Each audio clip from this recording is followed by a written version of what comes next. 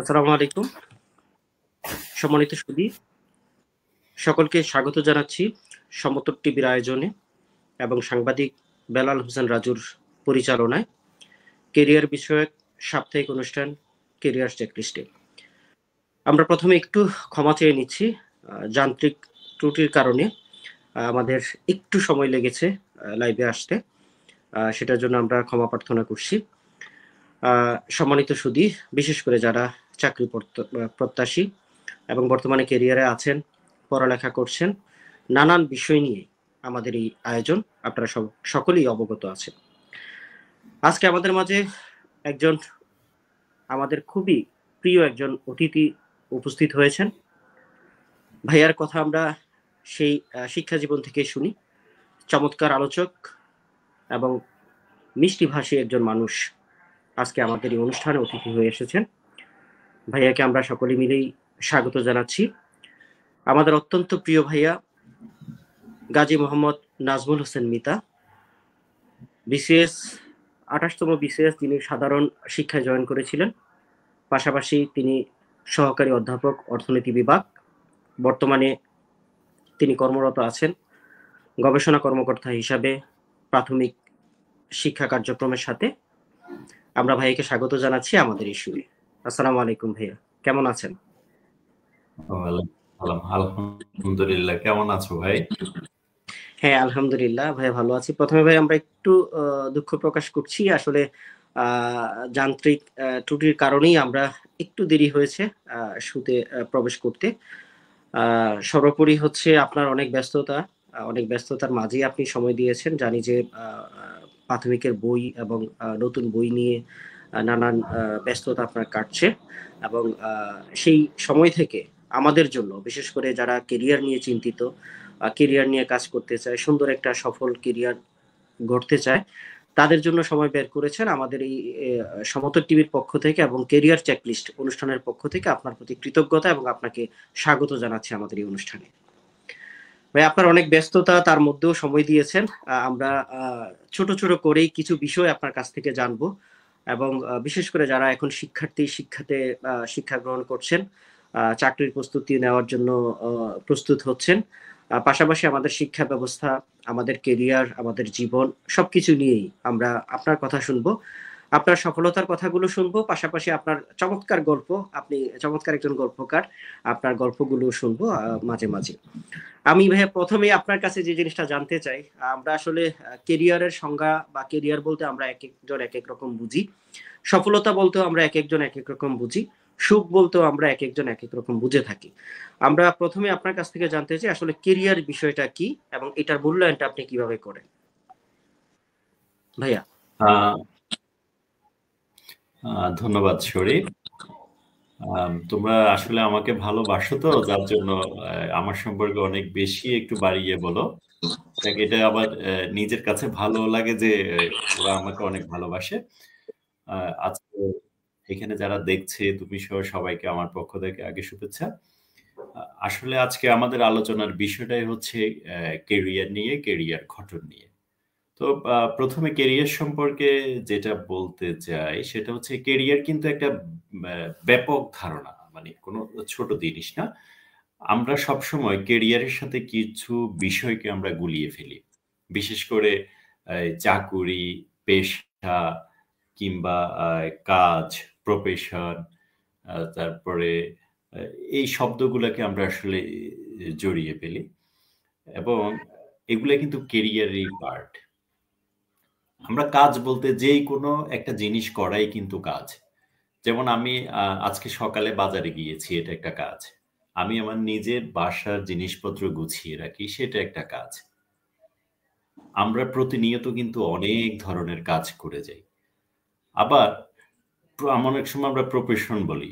Profession মানে পেশা যেটাকে বলা হয়, সেটা হচ্ছে যেই কাজের জন্য একটা প্রাতিষ্ঠানিক কোনো তার অভিজ্ঞতা আছে, প্রাতিষ্ঠানিক কোনো প্রশিক্ষণ আছে, বা তার দীর্ঘমেয়াদী প্রশিক্ষণ আছে, সেই প্রশিক্ষণ নিয়ে যখন সে একটা কাজ করতে যায়, সেটা হয়ে যায় আবার প্রফেশন। আবার ভোকেশন যেটা আমরা বৃত্তি বলি, সেটা হচ্ছে অনেকগুলো কাজ আছে যে সকল কাজের আমাদের কোনো প্রশিক্ষণের কিন্তু প্রয়োজন হয় না। যেমন একজন নির্মাণ শ্রমিক কিন্তু তার কোনো পড়াশোনার কিন্তু সেরকম নাই, তার কোনো ট্রেনিং নাই, বাট সে দেখতে দেখতে কিন্তু কিছুদিন কাজ করেই কিন্তু সে শ্রমিকের কাজটা করতে পারে, এটা তার বৃত্তি। আবার আমরা চাকুরিও বলি, চাকুরি হচ্ছে আমাকে একটা নির্দিষ্ট দায়িত্ব দেয়া হলো, আমি একটা নির্দিষ্ট পদ হোল্ড করে যখন আমি নির্দিষ্ট কিছু দায়িত্ব পালন করব, সেটা হচ্ছে চাকুরি। এর বাইরে আবার দেখা যাচ্ছে যে আমাদের বিভিন্ন ধরনের ইচ্ছে আছে, অনিচ্ছে আছে, আমার পছন্দ আছে। যেমন একটা মানুষ গান করে, গানটা তার শখ।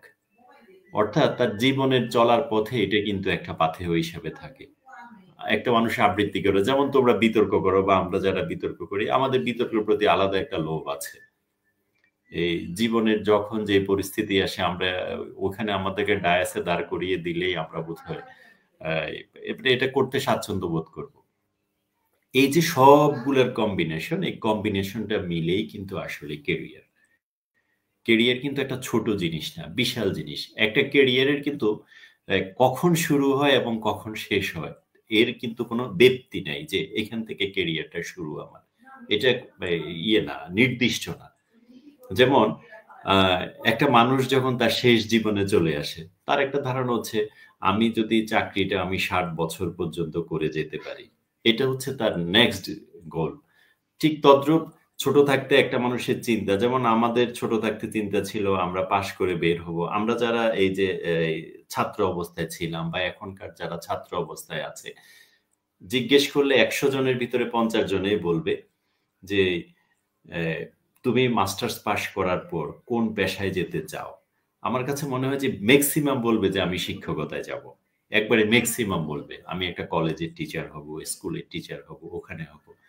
এর কারণ হচ্ছে সে কিন্তু প্রতিদিন এসেই একজন পেশাজীবী লোককে দেখছে, যে পেশাজীবীটা হচ্ছে শিক্ষক। তার সারাউন্ডিং এর ভিতরেই কিন্তু ওই শিক্ষকটা খেলছে। একটা ছোট বাচ্চাকে যদি আমি জিজ্ঞেস করি তুমি বড় হইলে কি হতে চাও, ম্যাক্সিমাম বলবে কিন্তু আমি ম্যাডাম হতে চাই, কারণ সে ম্যাডামের কাছে পড়ে। অর্থাৎ কেরিয়ারটা কিন্তু মানুষের শুরু হয় তার পারিপার্শ্বিক অবস্থার মধ্য দিয়ে। ঠিক তার চেনা জানা পরিবেশের ভিতরে সে যেই কাজগুলো দেখে, চেনা জানা পরিবেশে সে বেড়ে ওঠার সময় যাকে যাকে দেখে। একটা গ্রামে যদি একজন যারা এই ইয়ের সাথে জড়িত, ওই যে বিদেশে লোক পাঠায় যায় বিভিন্ন ট্রাভেল এজেন্সির সাথে জড়িত, ওই লোকের যদি দেখা যায় যে ভিসার কাজ করে, টিকেটিং এর কাজ করে, বিভিন্ন ধরনের কাজ করে, তার যদি গ্রামের আশেপাশের কোনো স্টুডেন্ট যে এখনো পড়াশোনা করছে, সে যদি দেখে যে এই লোকটা ওই প্রফেশনে আছে, সে কিন্তু মনের ভিতরে একটা ড্রিম তার থাকে যে আমি বড় হলে এরকম করবো, কারণ সে এটা করে তো সে অনেক পয়সা কামাচ্ছে। আবার আমরা দেখি যে আমাদের গ্রামে দেখি বা শহরে দেখি, বাড়ির আশেপাশে যারা আছে, দেশের বাইরে গিয়ে কিন্তু সে বিশাল একটা মানে রেমিটেন্স যেটা সেটা আর্ন করছে, দেশে তার সফলতা আসছে, তখন তার কাছে কিন্তু কেরিয়ার কিন্তু সেটাই মনে করে যে না আমি একসময় বিদেশ চলে যাব, সেখানে গেলে আমার অনেক টাকা আসবে। অর্থাৎ প্রত্যেকটা মানুষ তার পারিপার্শ্বিক অবস্থার মধ্যেই কিন্তু কেরিয়ারটা চিন্তা করে। আর কেরিয়ার বলতে কিন্তু এই জীবনের একটা সমন্বিত রূপ বোঝায়। পুরা ইয়েটা সমন্বিত রূপ, আমি কখন চলবো, কখন কিভাবে চলবো, কোন কাজটা করব, সকল কাজের সংমিশ্রণ মিলেই কিন্তু আসলে কেরিয়ার। ধন্যবাদ ভাই। আসলে কেরিয়ার নিয়ে আমাদের ধারণাটা এক একজনের এক এক রকম। অনেক ক্ষেত্রে আমরা কেরিয়ার বলতে বুঝি যে আমি খুব ভালো জায়গায় গেলাম, ভালো একটা চাকরি পেলাম, খুব ভালো একটা পজিশনে হ্যাঁ, গেলাম, অনেক ক্ষেত্রে আমরা কেরিয়ার হিসেবে বলি। অনেক ক্ষেত্রে বলি আমাদের যে ধারণা এটাই যে আমি ভালো জায়গায় গেলাম সেটাই আমার কেরিয়ার। আসলে কিন্তু তা না। ধন্যবাদ ভাই। আসলে মানে যারা আজকের এই লাইভ দেখছেন, আমি অনুরোধ করব আপনার যাদের পক্ষে সম্ভব আপনারা এই অনুষ্ঠানটি লাইভটি একটু শেয়ার করে দিবেন। হয়তোবা যেহেতু আমাদের এটা নতুন একটা অনুষ্ঠান শুরু হয়েছে, অনেকে বিষয়টা জানে না, হয়তো আপনার এই শেয়ারের মাধ্যমে অনেকের অনেক প্রশ্নের উত্তর পেয়ে যাবে।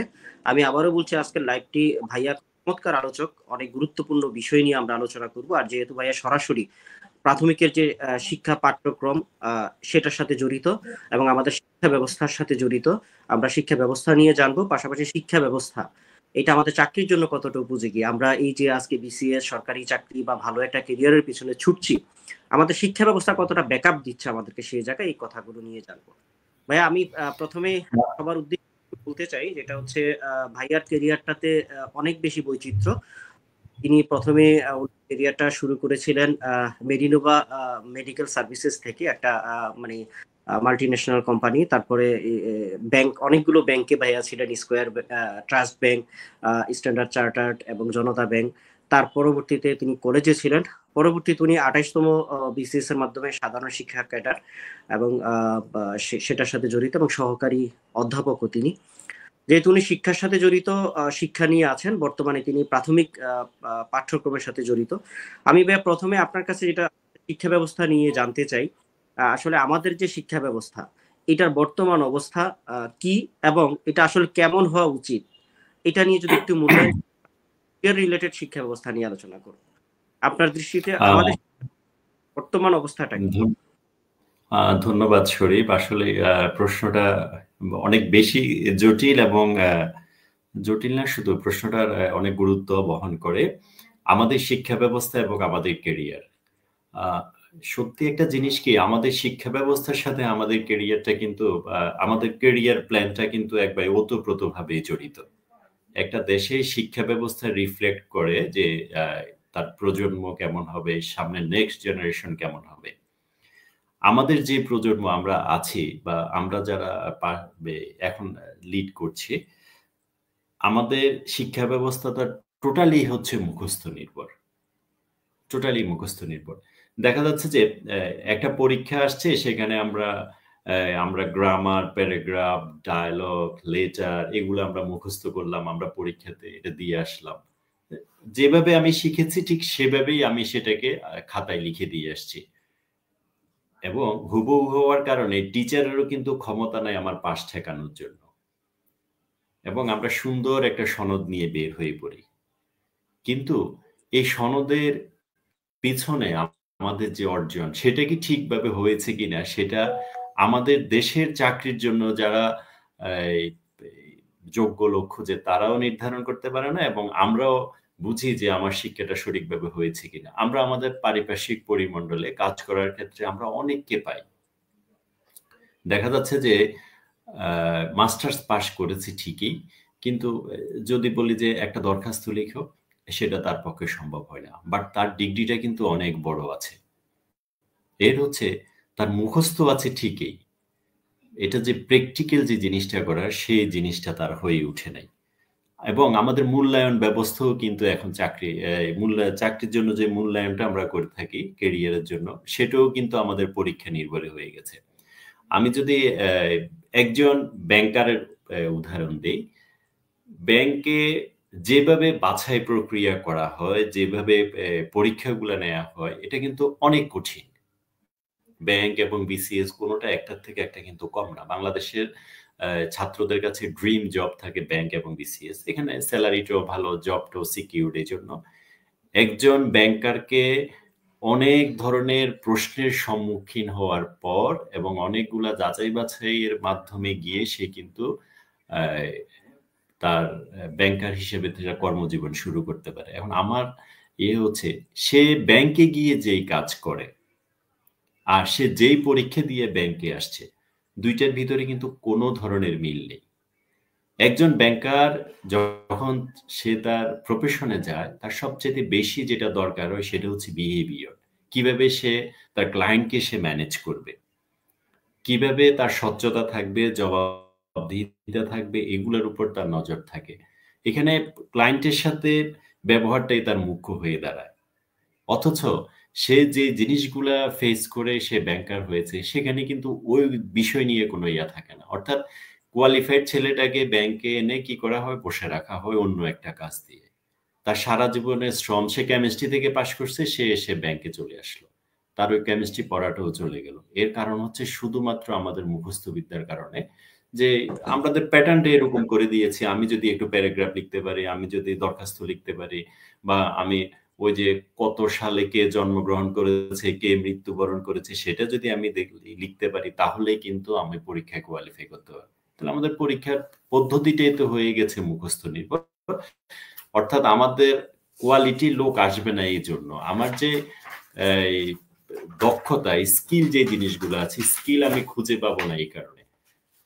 তারপরে আমাদের শিক্ষা ব্যবস্থাতে আরো কিছু জিনিস আছে, যে দক্ষ মানব সম্পদ, যেটা দক্ষ মানব সম্পদের জন্য যাতে যে পরিমাণ কারিগরি শিক্ষার দরকার আছে আমরা কিন্তু সেটা প্রোভাইড করি না, বা আমাদের দেশের শিক্ষার্থীরাও কিন্তু সেই দিকে যাচ্ছে না। আমরা উন্নত বিশ্বের দিকে যদি দেখতে চাই, সেখানে টেকনিক্যাল এডুকেশনটা যেভাবে যায়, হ্যাঁ, যে তারা হাতে কলমে শিখা, সেটার দিকে তাদের যেভাবে প্রায়োরিটি থাকে, আমাদের সেটা হয় না। আর আমাদের যে শিক্ষা ব্যবস্থা আছে সেখানে আমাদের জ্ঞান নির্ভর হওয়ার কারণে একটা বাচ্চার যে স্কিল, যেটা হ্যাঁ, যে কোনো জিনিসের যদি তার প্রকৃত শিক্ষা হয়েছে কিনা সেটা হওয়ার জন্য তার তিনটা জিনিসের দরকার: তার নলেজ দরকার, তার স্কিল দরকার, তার অ্যাটিটিউড দরকার। আমাদের শুধু নলেজটাই হয়। আমি ছোট্ট একটা উদাহরণ দিই, যেমন আমরা কিন্তু সবাই জানি যে মিথ্যে কথা বলা ভালো না, এবং আমরা পরীক্ষা যখন হাতের, এই স্কুলে থাকতে যখন হাতের লিখে লিখতাম, সেখানে কিন্তু আমরা লিখে এসেছি যে সদায় সত্য কথা বলিবে, কখনো মিথ্যে বলিবে না, মিথ্যে বলা মহাপাপ। এই জিনিসটা কিন্তু আমাদের সবারই জ্ঞান আছে, কিন্তু আমরা কি সবাই সবসময় সত্য কথা বলি, বা আমরা মিথ্যা ছাড়তে পেরেছি? অর্থাৎ আমার জ্ঞান আছে ঠিকই, কিন্তু সেটা আমার হৃদয়ে আসে নাই। শিক্ষা তখনই পরিপূর্ণ হবে যখন সেটা এই হেড অন, তারপর হার্ট অন এবং হ্যান্ডস অন, এই তিনটা জিনিসের ভিতরে থাকবে। সেটাকে ধারণ করতে হবে, এটা করে দেখাতে হবে, এটা হৃদয়ে ধারণ করতে হবে। একজনকে বলল যে নামাজ না পড়লে আমাকে দোজখে যেতে হবে, নামাজ পড়ার শাস্তি, নামাজ পড়তেও সে কিন্তু জানে, সবকিছু জানে, তারপরেও সে নামাজ পড়ছে না। এর মানে কি? এটা তার অন্তরের ভিতরে গাঁথে নেই।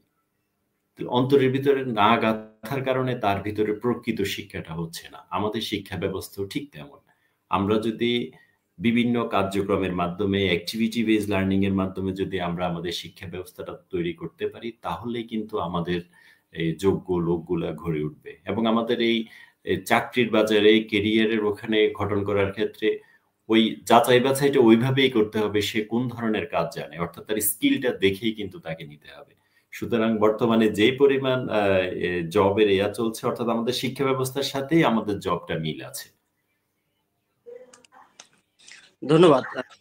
চমৎকার কিছু পরামর্শ রাখলেন, কিন্তু আমার কথা হচ্ছে আমাদের অনেকগুলো শিক্ষা কমিশন হয়েছে। অনেক ক্ষেত্রে বলা হয় আমাদের বর্তমান চাকরি বাজারের যে সিস্টেম বা যে ব্যবস্থা, সেটা ব্রিটিশদের কাছ থেকে আসা, এবং সেখানে আমরা যেটা বলি কেরানি, অথবা যেটাকে বলা হয় যে মানে আজ্ঞাবহ হয়ে থাকা, অনেকটা সেই রকমই সিস্টেম। কিন্তু আপনি শিক্ষা ব্যবস্থার যে কথাগুলো বললেন, সেটাকে আমরা যুগোপযোগী করতে চাইলে আপনার কিছু পরামর্শ যদি আমরা শুনি, যেহেতু আপনি এখানেও জড়িত আছেন, আপনার মতে কোন জিনিসগুলো সংযুক্ত করা উচিত, বিশেষ করে চাকরি বাজারের সাথে সম্পর্ক রেখে, বা আমাদের যে বিশাল জব সেক্টর, প্রাইভেট সেক্টর আছে, বা মাল্টি ন্যাশনাল যে কোম্পানিগুলো আছে, সেইগুলোতে যদি আমরা দক্ষ লোক দিতে চাই, অনেক ক্ষেত্রে আপনি জানেন যে আমাদের দক্ষ লোকের অভাবের কারণে অনেক ক্ষেত্রে বাহির থেকে আমাদেরকে কর্মী আনতে হয়, বিশেষ করে গার্মেন্টস এবং মাল্টি ন্যাশনাল কোম্পানিগুলোতে। এবং আপনি যে কথাটা বললেন যে আমাদের যেই মানহীন শিক্ষা ব্যবস্থা, আমি বলবো যে এখানে আসলে শুধুমাত্র আমরা অনার্স মাস্টার্স পাশ করে সার্টিফিকেট দিয়ে বের করছি। আমরা এই রিলেটেড একটা বিতর্ক করেছিলাম যে উচ্চশিক্ষার সহজলভ্যতা দেশে বেকার সমস্যা বৃদ্ধি করছে। আমাদের বিটিভিতে একটা বিতর্ক ছিল এই বিষয়ে। আমি আপনার কাছ থেকে একটু পরামর্শ চাইবো, বা আপনার যে মতামত, যে আসলে এটাকে উন্নত করতে গেলে কোন বিষয়গুলো এই মুহূর্তে আমাদের শিক্ষা ব্যবস্থায় ঢুকানো দরকার বা প্রবেশ করানো দরকার। ধন্যবাদ শরীফ। আমি সবার আগে যে জিনিসটা মনে করি সেটা হচ্ছে আমাদের জনগণের সচেতনতা। একটা জিনিস দেখো, বাংলাদেশে দেখো, আমাদের দেশে একজন সরকারি অফিস সহায়ক কিংবা একজন কম্পিউটার অপারেটর, ওর দাম কিন্তু আমাদের দেশে একজন উদ্যোক্তার থেকে অনেক বেশি। মানুষ সামাজিকভাবে কিন্তু তার দামটাই কিন্তু বেশি। বাট যে মানুষটা উদ্যোগ নিয়ে কাজ করবে, যে আরো 50 জনকে চাকরি দিবে, সেই জিনিসটা ও কিন্তু আমাদের সমাজে সেরকম মূল্যায়ন পাবে না। ওই গ্রামে গিয়ে বড় করে বা শহরে গিয়ে বড় করে, ও তো চাকরি করে যে কোনো এক জায়গায়, হয়তো একটা অফিস সহকারীর একটা কাজ করছে, 3য় শ্রেণীর একটা সে জব করছে, ওর মূল্যায়নটা কিন্তু বেশি আমাদের। এর কারণ হচ্ছে আমাদের পারসেপশনটা, আমরা মানুষগুলো এই দিকেই অভ্যস্ত। আমার ঘরের মা বাবা বলি, বাচ্চার মা বাবা কিন্তু সবচেয়ে খুশি হয় কখন? যখন তার ছেলেটা দেখা যায় যে পরীক্ষায় সে 100-তে 90-95 পেল, তখন কিন্তু সে খুশি হয়। বাট তার ভিতরে প্রকৃত কি শিক্ষা হয়েছে সেটা কিন্তু কোনো গার্ডিয়ান জাজ করে না। তুমি চিনবা আমাদের মতিন। মতিন এবারে আমাকে বলল যে তার স্কুলে অ্যাসেসমেন্ট হয়েছে যে ওর বাচ্চা মানে রাজুকের ফার্স্ট বয় ছিল, তো সে আমাকে বলল যে এতদিন পরে একটা জিনিস জানলাম যে আমার বাচ্চার একদিকে একটা দুর্বলতা আছে, কি আমার বাচ্চার প্রেজেন্টেশন স্কিলটা নাই। ওর সবকিছুতে সে ভালো করেছে, তার স্কুল থেকে তাকে বলেছে তার প্রেজেন্টেশন স্কিলটা নাই। এর মানে কি, যখন তাকে অ্যাক্টিভ লার্নিং প্যাডাগজিতে নেওয়া হলো, যখন তাকে লার্নিং বাই ডুইং স্টাইলে যখন নেওয়া হলো, তখন কিন্তু উঠে আসলো যে না, তার সবকিছু ঠিক আছে, তার জ্ঞান আছে, প্রেজেন্টেশন স্কিলটার কিন্তু তার শর্ট। তাইলে এই যে সে এই জিনিসটা মেনে নিয়েছে, না আমার বাচ্চার ওই দিকে রিকভারি করা লাগবে, এটা সে বুঝের বিদায় সে মেনে নিয়েছে। আমাদের এই অভিভাবক যারা আছে তাদেরকেও কিন্তু এই জিনিসটা আগে গ্রহণ করা উচিত যে হ্যাঁ, আমার বাচ্চা করে শিখবে, তাকে কর্মক্ষম বানাইতে হবে। সে শুধু মুখস্থ করে দিয়ে একটা জিনিস চলবে এইভাবে পারবে না। আমরা আমার সরকারের সহায়তায় বা বিভিন্ন ইয়াতে সুযোগ হয়েছে অনেকগুলো দেশ ঘোরার, ভ্রমণ করার, সে দেশের শিক্ষা ব্যবস্থা দেখার। আমার কাছে মনে হয়েছে বা আমরা যতটুকু দেখেছি, বিশ্বের বিভিন্ন দেশ, বিশেষ করে সিঙ্গাপুর, জাপান বা নিউজিল্যান্ড, এই সকল দেশের পাঠ্য বই আমাদের পাঠ্য বইয়ের সাথে খুব বেশি যে ব্যবধান, অনেক বিস্তর ফারাক, তা কিন্তু না, অনেকটাই কাছাকাছি। কিন্তু ব্যবধান হচ্ছে সেখানে যে ওদের প্যাডাগজি, ওদের পড়ানোর স্টাইল, ওদের গার্ডিয়ানের পড়া, স্কুলকে রিসিভ করার স্টাইল, সেটা টোটালি ভিন্ন। তো আমার মতে প্রথমে আগে অভিভাবকের সচেতনতা দরকার, আমাদের জনগণের সচেতনতা দরকার যে না, আমার ছেলেটা শিখবে, আমার মেয়েটা শিখবে, ও কাজের মাধ্যমে শিখবে, নিজেকে দক্ষ, অর্থাৎ অ্যাক্টিভ লার্নিং এর মাধ্যমে সে শিখবে। আমরা সেই জিনিসটা থেকে, আমরা তো সবাই ওই যে পরীক্ষা দিব, মুখস্থ করব, আমরা ওই দিকে আসলে ব্যস্ত থাকি। তো যদি ওই পদ্ধতিতে যাওয়া যায়, আমার মনে হয় যে আমরা একটা সুন্দর জেনারেশন পাবো। ধন্যবাদ ভাইয়া। এখন আমরা আসলে আমাদের অনুষ্ঠানের মূল যে বিষয়, সেটা হচ্ছে চাকুরি বা কেরিয়ার, এই বিষয়টা নিয়ে একটু আসতে চাই। বিশেষ করে আমি একটু আগে বলেছি আপনার কেরিয়ারের বৈচিত্র্য অনেক বেশি, প্রাইভেট সেক্টর থেকে শুরু করে তারপরে বিসিএস ক্যাডার এবং শিক্ষকতা থেকে শুরু করে এখন সরাসরি শিক্ষা কার্যক্রম বা পাঠ্যক্রমের সাথে জড়িত। প্রথমে ভাই হচ্ছে আমাদের যারা সরকারি চাকরির প্রস্তুতি নিতে চাচ্ছে বা বিসিএস এর জন্য পড়তে চাচ্ছে, এখন অনার্স বা মাস্টার্সে আছে, আমি প্রথমে জানতে চাই যে শিক্ষা জীবনে তাদের অর্থাৎ যখন শিক্ষার্থী, তার কি করা উচিত এবং কি করা উচিত না, অর্থাৎ যখন সে অনার্স বা মাস্টার্সে পড়বে বা এখন যারা পড়ছে, তাদের কোন কোন কাজগুলো করা উচিত এবং কোন কাজগুলো করা উচিত না। ধন্যবাদ শরীফ। ছাত্র জীবনে মানে আমরা যারা ছাত্র জীবনে প্রথমে যেটা হচ্ছে কি করা উচিত এবং কি অনুচিত, প্রথম যে জিনিসটা আমি বলবো সেটা হচ্ছে পড়ার বাইরে, হ্যাঁ পড়া তো আসবে, এটা কমন জিনিস। একটা মানুষের আরেকজনের সাথে যে মিশার যে দক্ষতা, একজনকে রিসিভ করার যে দক্ষতা, এটা কিন্তু সব মানুষের হয় না। আমাদের কিছু এক্সট্রাঅর্ডিনারি কিছু গুণ থাকা দরকার, যেমন পরমত সহিষ্ণুতা, এটা কিন্তু একটা মারাত্মক গুণ। আমরা যখন দুইজন বন্ধু ছাত্র জীবনে একাত্রে চলি, সে হয়তো ভিন্ন মতে বিশ্বাসী হতে পারে, ভিন্ন ধারণার বিশ্বাসী হতে পারে, হ্যাঁ, বা তার মতামতকে শ্রদ্ধা করা, এই জিনিসগুলো কিন্তু আমাদের ভিতরে উঠেই গেছে অনেকটা, ধরা যায়। আমি এই জিনিসটা বলার কারণ হচ্ছে এটা, অর্থাৎ তার একজনের সাথে কাছাকাছি আসা, একটা মানুষকে চেনা, তার চ্যানেলটা বাড়ানো, তার জ্যাকটা বাড়ানো, এটা কিন্তু ছাত্র জীবন থেকেই শুরু করতে হয়। এটার ফল কিন্তু সে অনেক বড় হলে পাবে। যেমন ধরো তোমরা যে 5-6 জন বন্ধু ছিলা, বা এই ছাত্র জীবনে প্রাইমারি স্কুলে যারা ছিল, মাধ্যমিকে যারা ছিল, এক একজন কিন্তু কোনো না কোনো সময় এক এক কাজে অনেক উপরে চলে গেছে। তোমার পক্ষে ব্যাংকার হওয়া সম্ভব হয়েছে, আরেকজনের ক্ষেত্রে প্রশাসনে চলে গেছে, আরেকজন কিন্তু ডাক্তার হয়েছে। এই যে ছোটকালের এই সম্পর্কের কারণেই কিন্তু তুমি ওর কাছ থেকে অনেক কিছু জানতে পেরেছো। এটা কিন্তু কেরিয়ারের জন্য বলছি, অনেক কিছু জ্যাক পেয়েছো। যার এই জানার পরিধি, যার মেশার পরিধি যত বেশি, সে কিন্তু ফিউচারে তত বেশি উঠতে পারবে। এটা আবার বন্ধুদের সাথে কিন্তু আড্ডার কথা আমি বলছি না, একটা মানুষকে তার প্রতি শ্রদ্ধা রেখে সামনের দিকে অগ্রসর হওয়া, অর্থাৎ সম্পর্কটা বজায় রাখা। আর যেটা হচ্ছে পড়াশোনার কথা, যেটা ছাত্ররা যেটা করবে সেটা হচ্ছে স্বাভাবিকভাবে আমি রাজনীতির ক্ষেত্রে প্রথমে বলি ছাত্রদের রাজনীতি থেকে দূরে থাকাটাই উচিত মনে করি। কারণ ছাত্ররা শুধুমাত্র তার পড়াশোনার যে ব্যাপারগুলো এগুলো নিয়ে স্যারদের সাথে কথা বলবে, এটা সঠিকভাবে হচ্ছে কিনা, বা তার কলেজের তার শিক্ষা প্রতিষ্ঠানের ন্যায্য কোনো দাবি নিয়ে আছে কিনা সেগুলো নিয়ে কথা বলবে। আর পড়াশোনার যে ব্যাপারটা সেটা হচ্ছে তার একটা টার্গেট তো ছোট থেকেই থাকে যে আমি এইদিকে যাব, তার কেরিয়ারের একটা প্ল্যান থাকে যে আমি বড় হলে এটা একবারে অনার্সে পড়া থাকা অবস্থায় কিন্তু শুরু করে দেওয়া উচিত। যেমন কেউ যদি মনে করে যে যেহেতু আমরা আগ থেকেই জানি যে আমাদের চাকরি পাওয়াটা হচ্ছে মুখস্থ নির্ভরে যাবে, এটা কিন্তু আগ থেকেই নির্ধারিত, আমাকে ওইভাবে কর্ম করে কিন্তু দেখাইতে হবে না আমি ওই কাজে এক্সপার্ট কিনা। আমি আগ থেকেই জানি আমি যদি ভালো করে পড়ি, আমি যদি এই কোর্স কমপ্লিট করি, তাইলে আমি এই ধরনের চাকরিতে যেতে পারবো। এটা কিন্তু আমাদের আগ থেকেই জানা, যার জন্য যারা বুদ্ধিমান যে চাকরিতে যাবে তারা কিন্তু একদম ছোট থেকেই লেগে যায়, অনার্স ফার্স্ট ইয়ার থেকেই লেগে যায়।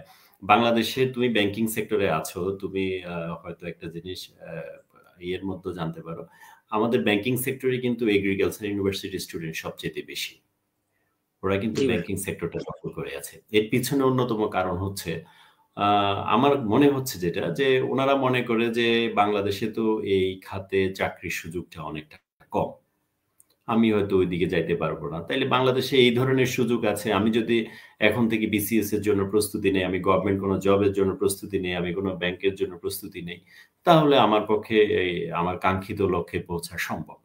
তাইলে যে অনার্স ফার্স্ট ইয়ার থেকে শুরু করে যে যদি সে ওই ছোট বিষয়গুলো তার পড়াশোনার পাশাপাশি ওই জিনিসগুলোর প্রতি সে নজর দেয়, সে একসময় একটা রেজাল্ট পেয়ে যাবে। আমি মনে করি তার কেরিয়ার গঠনের জন্য, ভালো একটা জব পাওয়ার জন্য সে ওই প্রথম থেকেই তার ওইদিকে নজর দেওয়া উচিত, এবং হচ্ছে মানুষের সাথে সুসম্পর্ক বজায় রাখা।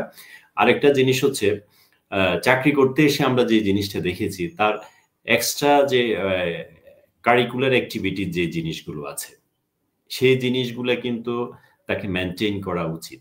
এগুলা মানুষের একজনের সাথে একজনকে ম্যানেজ করা, বিভিন্ন প্রতিকূল পরিস্থিতিকে কন্ট্রোল করা, এগুলা তাকে কিন্তু অনেক বেশি সহায়তা করে। চাকরি জীবনে এইটাই দরকার।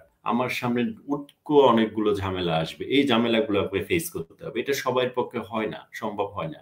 কিন্তু যারা বিভিন্ন সংগঠনের সাথে জড়িত থাকে, এই যে ছাত্র জীবনে যেমন বিতর্ক আছে, আবৃত্তি আছে, তারপরে বিভিন্ন যে রক্ত ব্লাড ডোনেশনের আছে, থিয়েটার আছে, তারপরে অনেকে যে পরিবেশবাদী অনেকগুলো সংগঠন আছে এগুলোর সাথে জড়িত থাকে, এগুলোর সাথে জড়িত থাকলে হয় কি তার সারাউন্ডিংটা অনেক বড় হয়ে যায়।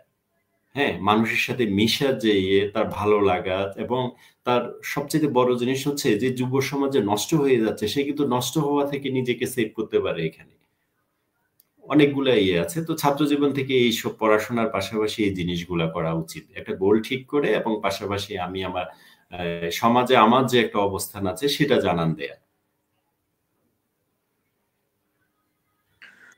ধন্যবাদ ভাইয়া। এবার হচ্ছে আপনার গল্প একটু শুনতে চাই।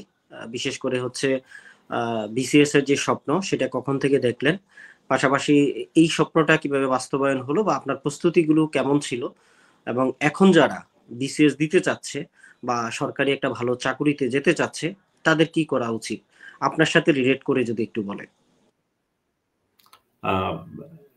বিসিএস নিয়ে যে জিনিসটা বলা, বিসিএস এর জন্য আমি মনে করি দুটো জিনিসের দরকার, একটা হচ্ছে তদবির আর একটা হচ্ছে তকদির। এটা ভাগ্যে থাকতে হবে।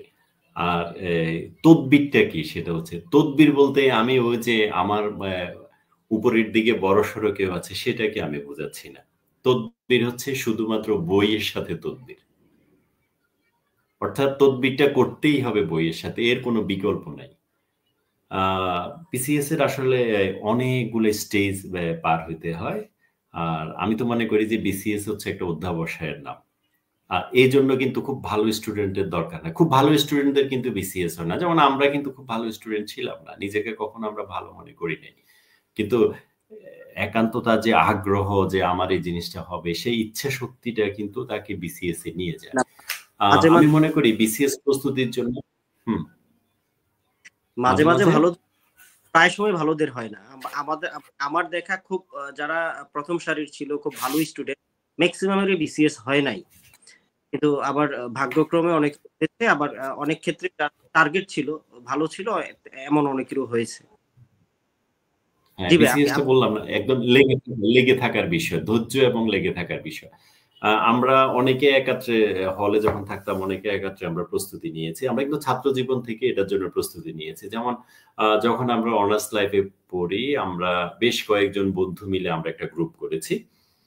গ্রুপ করে আমরা প্রতিটা বিষয় নিয়ে আমরা পড়াশোনা করতাম এবং প্রতিদিনই বসতাম।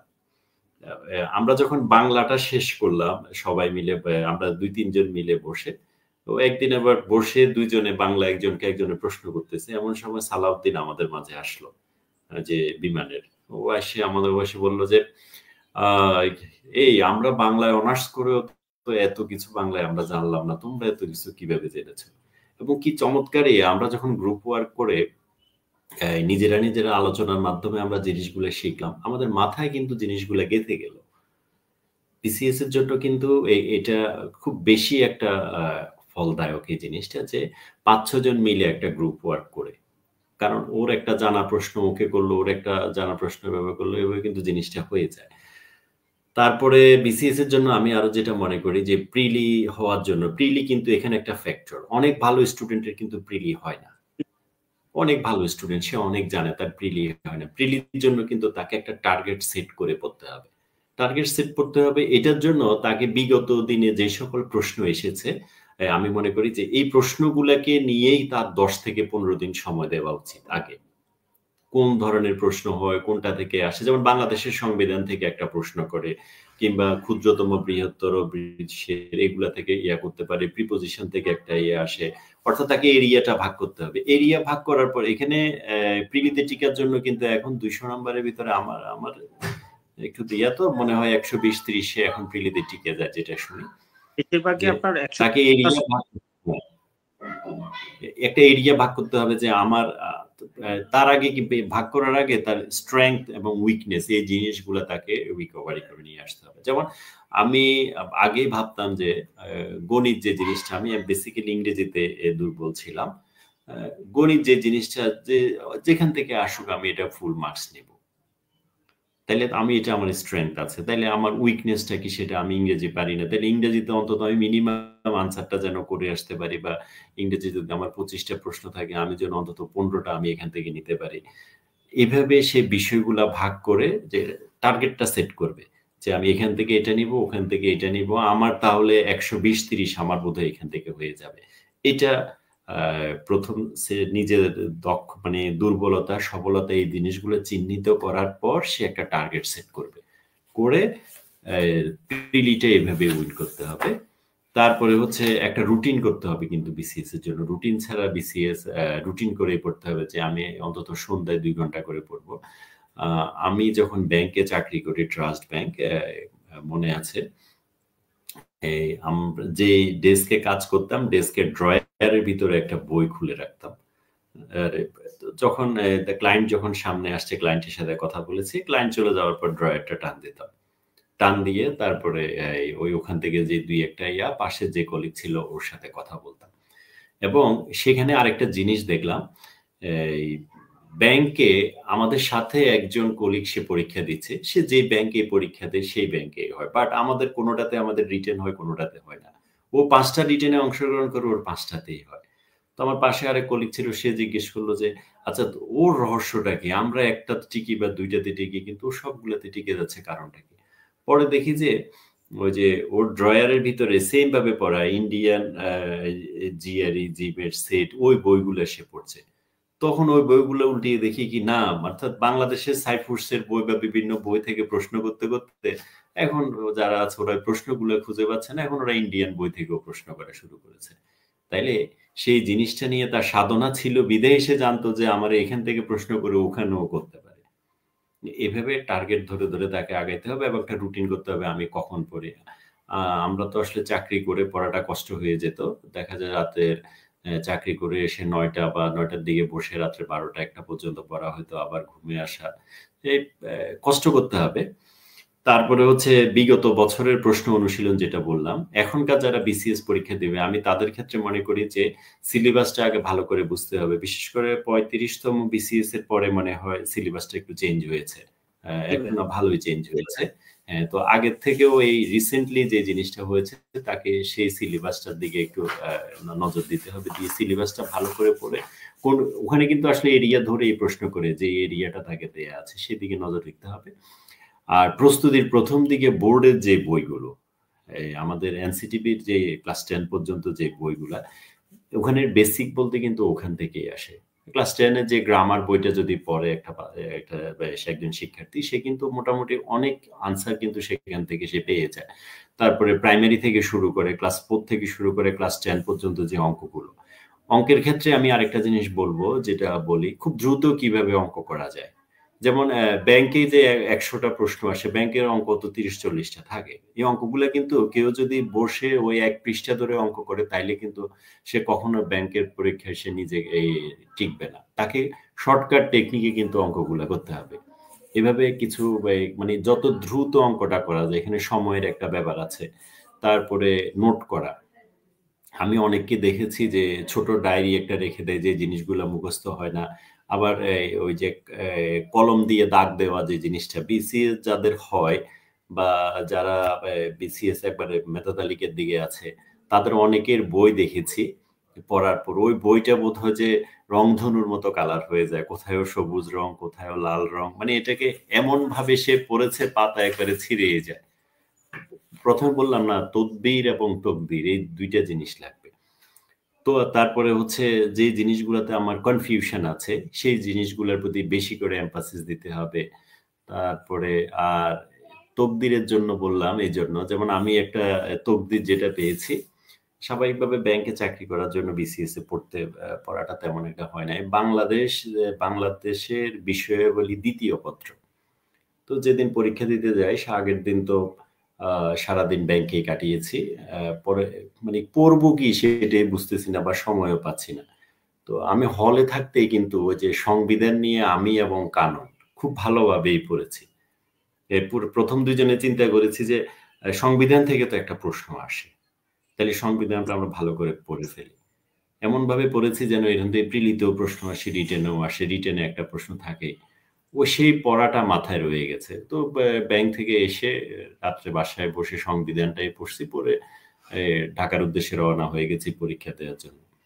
প্রশ্নটা খুবই দেখি হার্ড হয়েছে। আমার আশেপাশে যারা আছে সবাই একদম থ মেরে আছে। এর কারণ হচ্ছে যতগুলা প্রশ্ন দিয়েছে 10টা প্রশ্ন 5টা দিতে হবে, এর ভিতরে সংবিধান থেকেই 4টা প্রশ্ন করছে। এখন আমি একটা চ্যাপ্টার পড়ে 4টে প্রশ্ন পেয়ে গেছি। তো এরকম তকদিরও কিন্তু কাজ করে। তারপরে দেখা যাচ্ছে যে তার ভাইবা বোর্ড তার ফেভারে চলে আসছে, বা এমন ধরনের প্রশ্ন করেছে যেটা তার একদম কাছাকাছি চলে গেছে।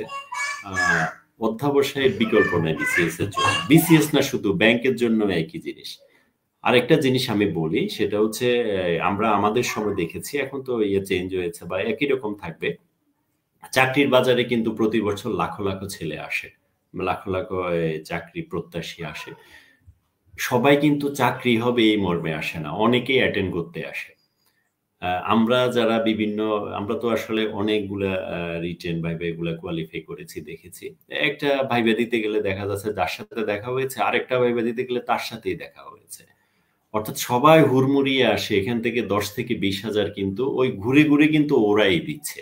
এর মূল কারণ হচ্ছে যারা প্রথম চাকরির জন্য আসে, তারা কিন্তু দেখা যায় যে 100 নাম্বারের পরীক্ষায় 20-25% মার্কসও কিন্তু পায় না। এখন ওর কিন্তু আগে এই জিনিসটা বোঝা উচিত যে আমি কেন পাচ্ছি না বা কোন ধরনের প্রশ্ন আসে। তার যদি টার্গেট থাকে যে আমার চাকরি হবে বা চাকরি করতে হবে, তখন সে কি করে যে এই জিনিসগুলো আস্তে আস্তে রিকভারি করতে চেষ্টা করে, করতে করতে একটা সময় চলে আসে 1-1.5 বছর পরে সে তার একটা লেভেল আছে, এই লেভেলটা যখন অতিক্রম করে যায় তখন সে যেই কোনো চাকরিতে সেই রিটেনে টিকে, তখন সে শুধু ভাইবা নিয়ে টেনশন করে, রিটেন তার হয়ে যায়। যার একটা ব্যাংকে হয় আমরা বলি যে তার এক ব্যাংকে হয়েছে তো এবার অনেক ব্যাংকে হয়ে যাবে, একটাতে হয়েছে অনেকগুলোতে হয়ে যাবে। তো আমি বলি যে অধ্যাবসায়ের আসলে বিকল্প নাই, এটা খুবই দরকার।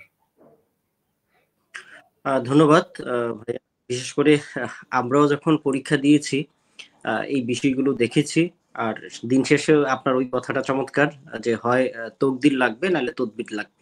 তদবিরের পরেও যদি তকদির না থাকে হয় না। আমরা এমন অনেককে দেখেছি যে 8 থেকে 10 বার মানে ভাইবা দিয়েছে কিন্তু কোয়ালিফাই হয় নাই। অনেক বিষয় ছিল। হ্যাঁ। একটা পরিসংখ্যান নিয়ে আপনার সাথে একটু বিশেষ করে দর্শকদের সাথে শেয়ার করতে চাই।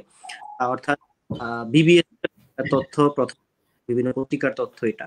আপনি যেটা বললেন যে আসলে লেগে থাকা, এই লেগে থাকাটাতে দেখা যাচ্ছে যে এই তথ্যটা বলছে প্রায় 63 লক্ষ এখন বেকার। এটা হচ্ছে বাংলাদেশ আমাদের বিবিএস এর যে জরিপ সেটা মতে। এবং এমনি হচ্ছে সেটা কোটির উপরে বেকার। এবং এখানে আরো কিছু তথ্য আছে, এই বেকারদের মধ্যে 28% জাতীয় বিদ্যালয় থেকে আসা।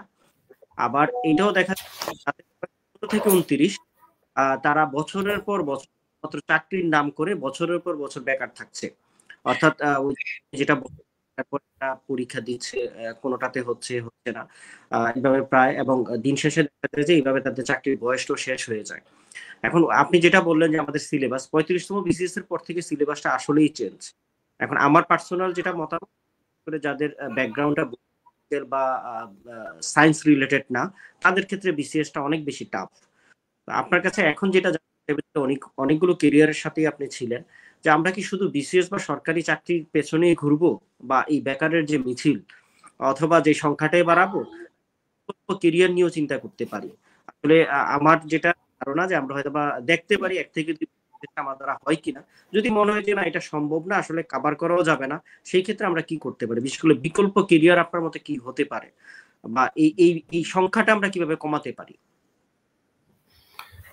আসলে আমরা যারা শুধু ব্যাংক, বিসিএস বা আমাদের গতানুগতিক যে চাকরিগুলো আছে সেগুলো নিয়ে বসে আছি, এটা আমরা একটা ভ্রান্ত ধারণার ভিতরেই আছি।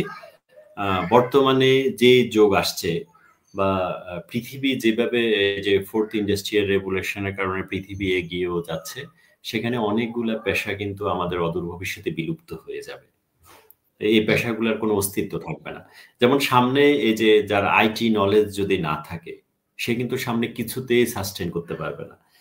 তাছাড়া এখন এই যে পূর্বে মেশিন লার্নিং রিলেটেড যে সকল জব ছিল, তারপরে এই কি কয় ন্যানো টেকনোলজি, তারপর আর্টিফিশিয়াল ইন্টেলিজেন্স, এই জিনিসগুলা ব্যবহার করে এখন একযোগে ব্যবহার করে কিন্তু পৃথিবী এখন অনেক বেশি এগিয়ে যাচ্ছে। তো সামনে আমরা যে আশায় বসে আছি যে আমি বসে ওই যে পেপার পেন্সিলের কাজ করব, এগুলো কিন্তু থাকবে না। আমাদেরকে সবার চিন্তা ভাবনা আমাদেরকে পাল্টাতে হবে। এই যে কাজের কিন্তু আমাদের অনেক স্কোপ আছে। আমরা আশেপাশেই দেখি এই একেকজন একেক কাজে ব্যস্ত। আমরা কেন এই জিনিসটা পারি না? আমি ওই যে ১ম এ যে জিনিসটা বললাম যে কেরিয়ার কিন্তু সবাই আমরা স্বপ্ন দেখি তার পারিপার্শ্বিক অবস্থার উপর। ঠিক আমার আশেপাশের লোকজনটা কি করছে, আমরা এটা দেখেই কিন্তু কেরিয়ারের প্ল্যানটা করি। এই ক্ষেত্রে আমি বর্তমান প্রজন্মের শিক্ষার্থীরা যারা আছে তাদেরকে বলবো যে চোখ কান খোলা রাখার জন্য, শুধু চারদিকে কি যাচ্ছে, মানে সামনে আমাকে কোনটাতে ধরতে হবে। শুধু বিসিএস এর বা ব্যাংকের আশায় বসে থাকা, এটা হচ্ছে নেহাতই বোকামি। কারণ এখানে যেই পরিমাণ স্যালারি দেয়া হয়, এটা যারা ঢোকার পরে বুঝে যে আসলে লাইফটা সাস্টেইন করা এই কষ্ট কিন্তু। তবে একটা জিনিস আছে যে ওই যে ফিনান্সিয়াল সিকিউরিটি, যেটা ফিনান্সিয়াল সিকিউরিটির কারণে হয় কি, মানুষ অন্যান্য কাজের সাথে জড়িত হতে পারে। আমি ১ম এই কিন্তু বলেছি কেরিয়ার বলতে কিন্তু শুধু ওই যে ইয়েটা বুঝায় না যে আমি এই ভালো একটা চাকরি করলাম, সেটা না কিন্তু। একটা মানুষের কেরিয়ার বলতে সেখানে তার বাসস্থান সে ঠিক করা, তার পরবর্তী প্রজন্মের জন্য সে কিছু করে যাওয়া, নিজেকে সমাজে প্রতিষ্ঠিত করে যাওয়া, তার আনুষঙ্গিক অনেক কিছু কেরিয়ারের সাথে জড়িত। কেরিয়ারের একটা পার্ট হচ্ছে গিয়ে চাকরি। একটা পার্ট, এই পার্টে যদি সে সিকিউরড কোনো চাকরি করতে পারে, তখন সে কিন্তু কেরিয়ার গঠনের জন্য অন্য কোনো দিকে সে মনোনিবেশ করতে পারে। যেমন আমার এক স্যার আমাকে বলেছিল একবার যে, "দেখো, আমাদের হাসরের ময়দানে আমাদের কষ্ট বেশি করতে হবে আল্লাহর কাছে পার হইতে।" তো বললাম যে, "স্যার এটা কেন বলতেছেন?" বলে যে, "আমরা কত আরামে চাকরি করি, আসা যাওয়া করি। ওই রিক্শাওয়ালা দেখো, সে আল্লাহ যখন ওকে প্রশ্ন করবে সে বলল যে, আল্লাহ আমি তো আমার ওই যে জীবিকা খুঁজতে, খুঁজতে সময় গেছে। আমি কখন নামাজ পড়বো, কখন ইবাদত করব?" এটা বলার উদ্দেশ্য হচ্ছে যারা সিকিউরড ক্যারিয়ার এর জন্য সিকিউরড একটা জব পাইলে মানুষ অন্যদিকে ক্যারিয়ার করতে পারে। তবে আমরা ওই আমি বলছি না যে বিসিএস ব্যাংক বা আদার্স গভর্নমেন্ট জব বা বিভিন্ন প্রাইভেটে যে সকল জব আছে এগুলোর বাইরেও আমাদের কিন্তু নতুন নতুন স্বপ্ন আমাদের ইয়া করা উচিত, যেটা বিশেষ করে এখন সবকিছু আইটি নির্ভর হয়ে গেছে। আমাদের এগ্রিকালচারে আমরা যদি কয়েকজন বন্ধু মিলে নিজেরা কোনো ফার্ম করে সেখান থেকে আমরা আর্নিং করার সুযোগ আছে। আমাদের এখন আউটসোর্সিং এ কাজ করার সুযোগ আছে। তারপরে সাইবার সিকিউরিটির একটা নতুন দিগন্ত আমাদের খুলেছে। তারপরে শুধু এখানে না, এবং বিভিন্ন ধরনের পেশা, আমার মনে হয় এই পেশা পরিচিত করানো, কোন পেশায় কি ধরনের সুযোগ সুবিধা আছে পেশাগুলো পরিচিত করানো এবং পেশা সম্পর্কে জানা কিন্তু ইয়েদের দরকার, এবং শিক্ষা ব্যবস্থায় পেশার ধরন এগুলা নিয়ে একটা বিষয় থাকা আমি উচিত বলে মনে করি। শুধু বিসিএস এর প্রতি নির্ভর করাটা ঠিক না। ধন্যবাদ। আমরা আমরা তো ওই যে পেশা নিয়ে পেশাজীবী বিতর্ক করে থাকি। আসলে আমরা যেই পেশায় থাকি এই পেশাটার যদি মূল্যায়ন হয়, আপনি চমৎকার বলেছেন, আসলে আমাদের দৃষ্টিভঙ্গিটা পাল্টানো দরকার। যেমন আমরা যদি অনেক ক্ষেত্রেই মনে করি যে ছেলেটা ফ্রিল্যান্সিং করে অথবা মানে নিজে কোনো ব্যবসা করতেছে, এক্ষেত্রে মেয়ের বাবারাও অনেক ক্ষেত্রে মেয়ে দিতে চায় না। ওনারাও একটা সিকিউরিটি খোঁজে হ্যাঁ, যে আসলে চাকরিতে আছে কিনা। এই যে সামাজিক যে পরিস্থিতি, এটা যতক্ষণ চেঞ্জ না হবে আসলে মনে হয় আমাদের স্বাধীন পেশাগুলো খুব বেশি জনপ্রিয় হবে না। ভাইয়া আরেকটা প্রশ্ন হচ্ছে, আমরা যারা এখন কেরিয়ার, যেমন আপনি শিক্ষকতায় ছিলেন, সেখান থেকে আসলে এখন পাঠ্যপুস্তকের সাথে জড়িত, মানে আমাদের যে ন্যাশনাল কারিকুলামে, এটা সচরাচর হয় না। মানে কম মানুষই এই সুযোগটা পায়। বা আমরাও যারা ব্যাংকে আছি বা বিভিন্ন প্রাইভেট পেশায় আছি, অনেকেরই প্রশ্ন ছিল যে আসলে আমরা যারা পেশায় চলে গেলাম এখান থেকে উন্নত করার জন্য বা অন্য কেরিয়ারে কিভাবে আমরা সুইচ করতে পারি, অথবা এখানে কিভাবে ভালো করতে পারি, বা কোন মন্ত্রগুলো কাজ, এই টেকনিক গুলো যদি একটু বলেন এটা আমাদের জন্য উপকার হবে। ধন্যবাদ। এটাই আসলে আজকের আলোচনার মূল প্রশ্ন, কিন্তু সেখানে কেরিয়ার কিভাবে বিল্ড আপ করা যায়। জি ভাই। হ্যাঁ, আর কেরিয়ার বলতে আমি তো প্রথমে বলেছি কেরিয়ারের কোনো নির্দিষ্ট শুরু নাই। যেমন একটা মানুষ গান করেও তার সারাটা জীবন পার করে দেয়। তো আমি এটার জন্য সবার আগে যে জিনিসটা বলবো সেটা হচ্ছে আগে মানুষের সুখটা নিশ্চিত করা। আমরা আসলে একটা সার্টেন পিরিয়ড পৃথিবীতে থাকবো। সুখ নিশ্চিত করার জন্য আমাদেরকে ইয়ে করে ফেলতে হবে, মানে তার চাহিদাটা লিমিটেড করে ফেলতে হবে, প্রথম জিনিসটা। আর আমরা যারা চাকরিতে আছি সেখানে সারাক্ষণ চোখ কান খোলা রাখতে হবে যে সুযোগ, তার কখন সুযোগটা আসে তার উপরে উঠার। যেমন যারা ব্যাংকে আছে সে চোখ কান খোলা রাখবে যে কখন সে ব্যাংকটা সুইচ করবে। আমরা যারা আছি আমরাও দেখি যে কোথায় কোন ধরনের পদ পদবি আছে, ওই যে মানে তার প্রফেশনালিজমটা তার ভিতরে গ্রো করা। আমি একটা ডাকাতের একটা প্রফেশনালিজমের একটা বলি। এক ডাকাত ব্যাংকে ডাকাতি করতে গেছে, গল্পটা মনে হয় তুমি জানো। ডাকাতি করতে গিয়ে ওই যে সবাইকে বললো যে ইয়ে করতে, অস্ত্র উপরের দিকে উঠিয়ে সবাইকে বললো যে মাথা নামাও, হ্যাঁ আমি এখন গুলি করব। তো বললো যে টাকা গেলে সরকারের যাবে, মাথা গেলে তোমার যাবে, সুতরাং তুমি মাথা উপর করে রাখছো কেন, তুমি মাথাটা নামাও। হ্যাঁ, এখন সবাই মাথা যখন নামিয়ে ফেললো তখন ডাকাতি এতে চলে গেল, ডাকাতি করার জন্য ভিতরে চলে গেল তার গ্রুপ নিয়ে। এই যে মাইন্ড চেঞ্জিং কনসেপ্ট, অর্থাৎ এই সবার ব্রেইনটাকে সে আরেক দিকে ঘুরিয়ে দিয়ে সে তার গেইনের দিকে চলে গেল, ঠিক না? আমাদের অফিসে কিন্তু এই ধরনের ইয়াগুলা করা উচিত। তারপর ডাকাতটা যখন ডাকাতি করতে গেল, মাথা ঘুরিয়ে সে যখন জিনিসগুলা নিয়ে আসতে বললো, ওই হুড়মুড় করতে গিয়ে একটা মেয়ে নারী, সে একটা মহিলা, সে পড়ে গেছে যে তার কাপড়টা একটু উপরের দিকে উঠে গেছে। তো সে বলতেছে এই দেখো আমি কিন্তু এখানে র্যাপ করতে আসিনি, তুমি তোমার কাপড় ঠিক করো। প্রফেশনালিজম, অর্থাৎ সে যেটা করতে গেছে সেটাই সে ঠিক রাখছে, তার অন্য কোনো দিকে কিন্তু সে যায় নাই। তার ভিতরে প্রথম যে জিনিসটা হচ্ছে সে যে কি করতে যাচ্ছে সেটা যেন সে কাউকে বুঝতে না দেয়া। আমরা যারা চাকরিতে আছি তাদেরকে যে আমার প্ল্যান যদি আমার সহকর্মী জেনে যায় তাইলে কিন্তু আমি উপরে উঠতে পারবো না, আমার প্ল্যানটা আমার কাছেই থাকবে।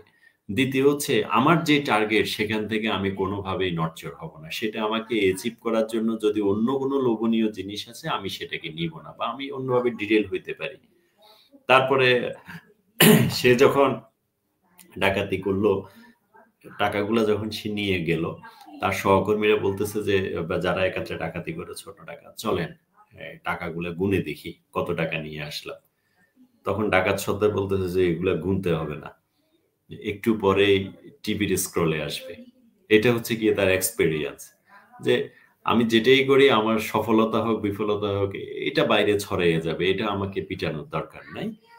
তারপরে হচ্ছে সে যখন এই টাকা নিয়ে পালিয়ে গেল, সে তো এক জায়গায় আছে, ব্যাংকের ম্যানেজারকে আবার সহকর্মীরা এসে বলতেছে যে স্যার চলেন এবার আমরা একটা মামলা করি, আমাদের তো অনেকগুলা টাকা খুইয়ে গেছে। এখন ব্যাংকের ম্যানেজার বলতেছে যে এই মামলা আমরা এখন করব, তাইলে এক কাজ করো, এই টাকা যে খোয়া গেছে কত, কয় 20 লাখ টাকা, কয় এটাকে 70 লাখ টাকা এখানে অ্যাডজাস্ট করে দেয়া যাবে, অর্থাৎ সে যে আগে নাইসাই করছে ওই 70 লাখ এখানে অ্যাডজাস্ট করে গেছে। সে তার চালাকিটা এখানে খাটাই ফেললো। আমি প্রফেশনাল যে কথা বলতেছি, কারণ আমাদের নানা ক্যারেক্টারের লোক তো আছে। সে যখন 70 লাখ টাকা এখানে অ্যাডজাস্ট করে ফেললো, একটু পরে ব্যাংকের স্ক্রল আর টিভির স্ক্রলে আবার আসতেছে যে ওই ব্যাংক থেকে 1 কোটি টাকা ডাকাতি হয়েছে। এখন ডাকাত সর্দার তো এটা দেখলো, দেখে বলল যে দেখো এত কষ্ট করে অস্ত্র উঠিয়ে ডাকাতি করলাম, আমরা পাইলাম 20 লাখ টাকা, আর ব্যাংকের ম্যানেজার ওই বেটা নিয়ে গেল 80 লাখ টাকা। হ্যাঁ, এখন এই যে সে 80 লাখ টাকা এখানে দেখাই দিয়েছে, এটার নাম হচ্ছে পাওয়ার, এটার নাম হচ্ছে তার কলমের ক্ষমতা। মানে যখন যেটা লাগে সে কি করলো, এবার অন্য যে তার 70 লাখ টাকা যেটা তার গন্ডগোল ছিল, সেই 70 লাখ টাকা এখান থেকে অ্যাডজাস্ট করে দিয়ে নিজের পকেটে 10 লাখ টাকা ঢুকিয়ে ফেললো। এটা হলো সে সুযোগ বুঝে সে এটাকে নিয়ে যাচ্ছে। তো আসলে এটা বলার উদ্দেশ্য হচ্ছে এটা, আমরা যারা প্রফেশনে আছে তাদের সারাক্ষণ বিভিন্ন ইয়েতে চোখ কান একেবারে খোলা রাখতে হবে। যদিও গল্পটা একটু নেগেটিভ ইয়াতে বুঝায় সেজন্য না, যে অর্থাৎ সারাক্ষণ চোখ কান খোলা। আরেকটা হচ্ছে কেরিয়ার বিল্ড আপ করতে হলে আমার সহকর্মীকে, প্রথমে আমি যেটা বলেছি তার পরমত সহিষ্ণুতা। আমরা অনেক সময় আমার সহকর্মী বা যারা আছে তাদের সাথে আমাদের দেখা যায় যে রিলেশনটা ভালো হয় না, এভাবে কিন্তু আমরা উঠতে পারবো না। আর যে সার্কেলটা যত বড় হবে সেই মানুষ তত বেশি উপরে উঠতে পারবে। আজকে যারা ব্যাংকে আছে, সে যদি তার অন্যান্য আদার্স ব্যাংকে যদি তার আরো 20 জন ফ্রেন্ড থাকে, একজন ফ্রেন্ড হয়তো সে ভিপি হয়ে গেল, ও যখন এখানে তার প্রমোশন হচ্ছে না বা কোনো একটা ইয়েতে আটকে আছে, সে এখানে এবিপি হয়ে গেল, তখন সেই কিন্তু তাকে আবার টান দিবে। আমার পক্ষে তো পৃথিবীর বা দেশের যতগুলা জব আছে সবগুলা জব আমার পক্ষে অ্যাভাইল করা সম্ভব না। আমার একজন বন্ধু পুলিশে আছে, এর মানে কি আমি পুলিশে আছি, কারণ আমি তার কাছ থেকে যে সুযোগ সুবিধাটা নেওয়া দরকার সেটা আমি নিতে পারবো। আমার একজন বন্ধু একজন কলেজে আছে, এর মানে কি আমি শিক্ষার যে সুযোগটা তার কাছ থেকে নিতে পারবো। এই জন্য তার সার্কেলটা ইয়ে করা, আর হচ্ছে মানুষকে কনভিন্স করার যে ক্ষমতা, এই জিনিসটা একমাত্র যারা ছাত্র জীবনে বিভিন্ন সংগঠন করে আসছে তাদের পক্ষেই কিন্তু সম্ভব হয়। দেখো এই অফিসে অনেকেই আছে, অনেকেই অফিসে কাজ করে, কিন্তু রত্নটাকে কিন্তু অফিস প্রধান ঠিকই খুঁজে নেয়। সে নিজেকে ইচ্ছে করলেও কিন্তু লুকিয়ে রাখতে পারে না। তার ভিতরে যদি ওই ধরনের যোগ্যতা থাকে, অফিস প্রধান একদিন বলবে যে আপনি এটা করবেন, কারণ তার ভিতরে ওকে নিয়ে একটা কনফিডেন্স জাগে যে না, ও এই কাজটা পারবে। সবাইকে কিন্তু সব দায়িত্ব দেয় না, ওই যে পারে ঘুরে গাড়ে তাকিয়ে দেয়। অনেকে আবার বলে কি এই ও বসের তেল দেয় ইয়া দেয়, আসলে তেলও না, তার যোগ্যতা দিয়েই কিন্তু সে আসছে, সে ম্যানেজ করতে পারে বিধেই কিন্তু আসছে। তারপরে সহকর্মীদের পিছনে না লাগা, সহকর্মীকে কুশলাদি জিজ্ঞেস করা, অর্থাৎ এমন ভাবে ইয়ে করতে হবে যে অফিসে সবাই আমাকে পছন্দ করে, তাহলে কিন্তু তার কর্মক্ষেত্রে উপরে উঠা যায়। এর কারণ হচ্ছে যে মানুষটা তার প্রভাব অন্যের উপরে সে প্রতিস্থাপন করতে পারে, বসের যে কোনো সময় মনে হবে যে একটা কাজ দিব, ওকে দেই, ওর নামটাই সারাক্ষণ ঘুরপাক খায়, ওর নামটাই সারাক্ষণ ঘুরপাক খায়। তো ভালো বিহেভ, মানুষের সাথে মেশা, পরমত সহিষ্ণুতা, মানবিক মূল্যবোধ, এগুলা কিন্তু একজন কর্মীর বা একজন মানুষের থাকা উচিত, তাতে এতে সে উপরের দিকে উঠতে পারবে বলে আমি মনে করি, বা আমি নিজের জীবনের সাথে মিলিয়ে যেটা বলছি আর কি। ধন্যবাদ। যারা প্রাইভেট সেকশনে আছে ওইখানে প্রতিযোগিতাটা একটু বেশি এবং ক্রিয়েটিভিটির জায়গাটা অনেক বেশি, এবং যারা বিশেষ করে আমরা সরকারি সেক্টরে আছি আপনি এটা জানেন, এই সুযোগটা অনেক ক্ষেত্রেই কম, বা সবগুলো সেক্টরে আপনি চাইলেও দেখাতে পারবেন না, বা দেখাতে গেলেও অনেক ক্ষেত্রে সেই সুযোগগুলো কাজে লাগানো যায় না। ধন্যবাদ ভাইয়া, আমরা আসলে অনেকটা শেষের দিকে, আপনিও খুব টায়ার্ড বা সারাদিন খুবই ব্যস্ততা ছিল। এখন আপনার কাছ থেকে যেটা জানতে চাইবো যে আসলে আমাদের শিক্ষা জীবনে আমরা কিছুর সাথে জড়িত থাকি, আপনিও ভালো আবৃত্তি করতেন, চমৎকার গল্প বলতেন, বিতর্কের সাথে জড়িত ছিলেন। আমি এই অর্থাৎ এই বিতর্ক বা শিক্ষা জীবনে সংগঠনের সাথে জড়িয়ে থাকার যে ফলাফলটা, এটা চাকরি জীবনে আপনি কেমন উপভোগ করছেন, এবং এটা নিয়ে যদি কোনো গল্প থাকে সেটা শুনতে চাই। প্রথমে বিতর্ক নিয়েই বলি। আমরা যারা আসলে বিতর্ক করেছি, বিতর্ক যারা করে ওরা কিন্তু তর্ক করতে জানে। হুম? কিন্তু ওরা সব জায়গায় তর্ক করে না। আমি সব বিতর্কিকের এই বৈশিষ্ট্যটাই দেখেছি। ওর সাথে যখন কেউ তর্কে বাজে সে কিন্তু তর্কে তার সাথে পারে না। অর্থাৎ ওই যে আমার প্রতিপক্ষ কি বলে তার যুক্তিটা আমি খণ্ডাবো। একজন বিতর্কিক কিন্তু নিজের যুক্তির থেকে প্রতিপক্ষের যে যুক্তিটা দেয় সেটাকে সে কিন্তু সবসময় বেশি প্রাধান্য দিয়ে থাকে। কারণ ওইটার উপর নির্ভর করেই সে কিন্তু কথা বলে। এখন এই যে পরের কথা শোনা, ভালো একজন শ্রোতা হওয়া এটা কিন্তু একজন বিতর্কিকের ভালো একটা গুণ। তারপরে একজন বিতর্কিক বিতর্ক করতে, করতে দেখা যায় যে তাকে অনেক কিছু তাকে মাথায় নিতে হয়। এই দেশের বিভিন্ন সমস্যা, জাতীয় বা আন্তর্জাতিক অনেকগুলা সমস্যা তাকে মাথায় নিতে হয়। এবং সংগঠন করার কারণে তার পারিপার্শ্বিক এই যে তার একটা সার্কেল গড়ে ওঠে এবং তারা যারা বিভিন্ন প্রতিষ্ঠানে বিতর্ক করে বা সংগঠনের সাথে জড়িত থাকে তারা কিন্তু সময়টা আড্ডায় ফেলে দেয় না। না ফেলে দিয়ে একটা ক্রিয়েটিভ কাজের সাথে তারা জড়িত থাকে। ওই যে আমি ওইদিন দেখলাম পরিবেশবাদী সংগঠনের বেশ কয়েকটা শিক্ষার্থী আমার কাছে আসছে ওদের একটা ম্যাগাজিনের ইয়ে নিয়ে। কি চমৎকার ওদের চিন্তা দেখলাম। এই যে এখানে গাছ লাগানো, পলি ব্যাগের ইয়াতে মানে পরিবেশ রক্ষার জন্য সে যেই কাজটা করছে খুবই ভালো লাগছে এবং ওরা ১০ জন ১০ জায়গা থেকে আসছে। যে গ্রুপটা আসছে ওরা একেকজন একেক ইউনিভার্সিটিতে পড়ে। এই যে একজন ঢাকা ইউনিভার্সিটিতে একজন পড়ে জাহাঙ্গীরনগরের একজনের সাথে তার যে একটা রিলেশন হলো, এটা কিন্তু সে একই সাথে তার ৫ বছরের বন্ধুর সাথেও কিন্তু অতটা ডিপ হয় নাই। কারণ সে এক জায়গায় যাচ্ছে, ৩ দিন থাকছে, ৪ দিন থাকছে। এভাবে তার সার্কেলটা কিন্তু অনেক বড় হয়ে যায়।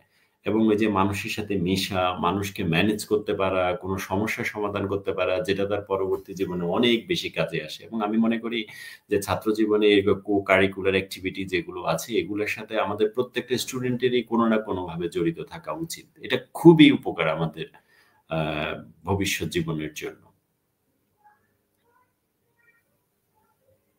ধন্যবাদ ভাইয়া, আপনি মানে আমরা অনুষ্ঠানের একেবারে শেষের দিকে, অনেকেই আমাদের এখানে কমেন্ট করেছেন, রিফাক আহমেদ প্রিন্স, শান্তা দেওয়ান, তারপরে হচ্ছে আহ, আহ, নুরুন নবী ইসলাম জামান সহ আরো অনেকেই অনুষ্ঠান দেখছেন এবং আপনাকেও অভিনন্দন জানিয়েছেন।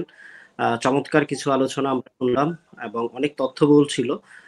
যেহেতু সময়টা কম এবং আপনারও কাজের খুবই ব্যস্ততা, অনেক ব্যস্ততা থেকেই আপনি করেছেন, আমরা ভাইয়া এই মুহূর্তে আপনার যদি কোনো গল্প, আমরা আগেও বলেছি আপনি চমৎকার গল্পকার, আমরা একটা গল্প দিয়েই অনুষ্ঠানের ইতি মানে ইতিটা টানবো। আমরা একটা গল্প বলার পরেই আমরা অনুষ্ঠানের শেষের দিকে যাব, বা আপনি যদি আরো কিছু উল্লেখ করতে চান সবার জন্য। গল্প আচ্ছা একটা ছোট একটা গল্প বলি। সেটা হচ্ছে এই আমাদের দেশের ওই যে মানুষকে মূল্যায়নের ব্যাপার নিয়ে আমরা যে একজনকে একজন বা চাকরির মূল্যায়ন বা অন্য ক্ষেত্রে মূল্যায়ন, অর্থাৎ প্রকৃত মূল্যায়নটা হচ্ছে না কেন এটা নিয়ে। সেটা হচ্ছে একবার এক গুরু এবং এক শিষ্য এক দেশে ঘুরতে গেলেন। তো ঘুরতে গিয়ে সেখানে দেখলেন যে ওই দেশে দুধের যে দাম, ঘির একই দাম, তারপরে ওই যে মাঠা যেটা বানায় ঘোল সবগুলো একই দাম। এখন গুরু শিষ্য ঘুরে তো অবাক। শিষ্য বলতেছে যে, গুরুজি এই দেশে যেহেতু সবকিছুর একই দাম, আমি এই দেশে থেকে যাই।" তখন গুরু বলল যে, "না, তুই থাকলে থাকতে পারোস। যেই দেশে সবকিছুর একই দাম, অর্থাৎ সব সব জিনিসেরই একই রকম দাম, অর্থাৎ মূল্য যে দেশে বুঝে না সেই দেশে অন্তত আমি থাকবো না। এটা বলে গুরু সেখান থেকে চলে এলেন, তুই থাক। এখন শিষ্য তো মহা আনন্দে সেই দেশে রয়ে গেলেন, এবং যে সে কি করলো, যে অল্প পয়সা খরচ করে করে সে দামি খাবারটাই খাচ্ছে। খেতে খেতে সে একবারে অনেক মোটা হয়ে গেছে, মানে খুব পরম আনন্দে ওই দেশে বসবাস করছে। তো একদিন ওই দেশে একটা ঘটনা ঘটলো। ঘটনা হচ্ছে একটা দেয়াল ভেঙে গেছে। দেয়াল ভেঙে দেয়ালের নিচে চাপা পড়ে কিছু মানুষ মারা গেছে। তখন রাজার কাছে যথারীতি বিচার গেল যে এতগুলা মানুষ মারা গেছে, এটার বিচার করতে হবে। তখন রাজা বলল যে বিচার করতে হবে, তাহলে এই যে দেয়াল যে তিনি দিয়েছে ওই লোকটাকে ডাকো। তো ডেকে আনলো, যে বলো তুমি দেয়াল তোলার কারণে তো এখানে এই মানুষগুলা মারা গেল, তোমার এখানে বিচার হবে। ও বলল যে রাজা মশাই, আমার তো দোষ নাই। ও কার দোষ? আমার দোষ হচ্ছে যিনি দেয়ালটি বানিয়েছেন তার দোষ। তার দোষ হলো কারণ সেটাকে মজবুত করে বানায় নাই। ঠিক আছে, তুমি মাপ। তাইলে যে দেয়াল বানিয়েছে তাকে নিয়ে আসো। ওকে আনছে। ওকে আনার পর জিজ্ঞেস করলো যে এই তোমাকে তো বিচার করা হবে, তোমার ফাঁসি দেওয়া হবে, এতগুলা মানুষ মারা গেল, এই তুমি খারাপ করে দেয়াল বানিয়েছো কেন? ওকে আমার তো দোষ নাই। ও কার দোষ? আমি যখন দেয়ালের গাঁথুনি গাচ্ছিলাম ঠিক তখন একটা মেয়ে এই দিক দিয়ে হেঁটে গেছিল। তো ওর পায়ে এই যে নূপুরের আওয়াজ শুনে, না ও হেঁটে গেছিল, ওকে দেখতে দেখতে ওর হাঁটার শব্দ শুনেই আমার কাজটা খারাপ হয়েছে। গজালি তুমি মাপ, ওই মেয়েটার দোষ। এখন এই মেয়েটাকে ডাকলো, ডেকে আবার জিজ্ঞেস করলো যে এই তুমি এরকম নূপুরের সাউন্ড করে কেন হেঁটে গেছো? হাঁটার কারণে যে ওই যে রাজমিস্ত্রি যে সে কাজ করতে পারে নাই এবং এই মানুষগুলা মারা গেছে, তোমাকে ফাঁসিতে ঝুলানো হবে। সে বলল যে আমার তো কোনো দোষ নাই। কার দোষ? কই এই যে নূপুর বানিয়েছে ওকে আমি বলেছি যে এখানে তুমি শব্দ করে এরকম কিছু দিও না। হ্যাঁ, তো এই ও ভুল করে নূপুর বানিয়েছে, এখন নূপুরের সাউন্ড হচ্ছে আমার দোষ না ওর দোষ। ও যদি সাউন্ড করা নূপুর না বানাইতো তাহলে আমার এই ক্ষতিটা হতো না। তখন ওই যে স্বর্ণকারের ডাকলো, ডেকে আবার বলল যে তোমার দোষ, তোমাকে ফাঁসিতে ঝুলানো হবে। তো সে এখন আর কোনো কজ সে দিতে পারলো না। তখন ওকে ফাঁসিতে ঝুলানোর জন্য নেওয়া হলো। এখন ফাঁসিতে যখন নিল দেখলো যে ওর শরীরটা এতই বেশি পাতলা যে ওকে ফাঁসির রশিতেও পেছানো যাচ্ছে না। তখন আবার রাজা বলল যে এই ওকে তো ফাঁসি দেওয়া অনেক কষ্ট। তাহলে এই রাজ্য থেকে মোটা টোটা যে আছে এরকম একজনকে ধরে নিয়ে আসো। এখন মোটা খুঁজতে খুঁজতে কাকে পাইলো? ওই যে গুরু শিষ্যকে তখন পেয়ে গেল। শিষ্য তো ততদিনে খেয়ে অনেক মোটা হয়ে গেছে। এখন শিষ্য আসলো, এসে শিষ্যকে ফাঁসিতে ঝুলানো হবে, তোমার শেষ ইচ্ছে কি? বললো যে আমি আমার গুরুর সাথে দেখা করতে চাই। এখন গুরুকে নিয়ে আসলো। আনার পরে এবার গুরুকে বললো যে আমাকে গুরু বাঁচাও। তখন গুরু বলল যে এই কালকে রাত্রে আমি একটা স্বপ্ন দেখছি। কি স্বপ্ন? স্বপ্নে দেখলাম যে আজকে যার ফাঁসি হবে ও স্বর্গে চলে যাবে। তাই নাকি? হ্যাঁ। এখন হুড়মুড়িয়ে রাজ্যের সবাই পড়ে গেল যে আমাকে ফাঁসিতে ঝুলানো হোক, আমাকে ফাঁসিতে ঝুলানো হোক। এই ফাঁকে গুরু কি করলো? তার শিষ্যকে নিয়ে চলে গেল। এটা আসলে বললাম এই জন্য, আমরা কেমন জানি একটা হযবরল অবস্থার ভিতরে আছি যে কার যে মূল্যায়ন কাকে করে নিতে হবে, কোথায় যোগ্য লোকটা যাবে, সেটা কিন্তু আমরা আসলেই নির্ণয় করতে পারছি না। মানে এরকম একটা মনে হচ্ছে যে এই একটা অবস্থার ভিতরে আমরা আসলে কাটাচ্ছি, যে একটা ভালো একটা মেধাবী দেখা যাচ্ছে যে এই শুধুমাত্র এই পদ্ধতির কারণে সে কোনো ভালো জায়গায় যেতে পারছে না। আবার ওই যে এটা ১ম একটু আগে বললাম যে একটা খারাপ ছেলেও একটু পড়াশোনা করে চলে গেছে। আমি আমার দেখায় আমার কলেজে অনেক বন্ধুদেরকে দেখেছি যারা অনেক মেধাবী ছিল। কিন্তু পরবর্তীতে তেমন কোনো জায়গায় যাইতে পারে নাই।